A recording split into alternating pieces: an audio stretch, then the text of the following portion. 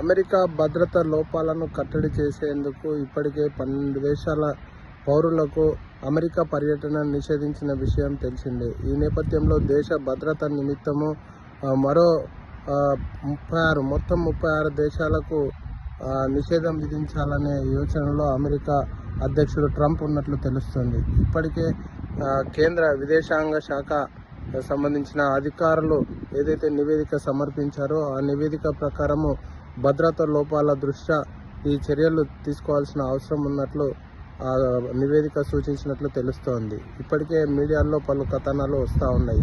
12 దేశాలకు ఉన్న ఈ నిషేధాన్ని 36 దేశాలకు విస్తరించాలనే యోచనలో ట్రంప్ ఉన్నట్లు ఇప్పటికే సూచనలు అందాయి.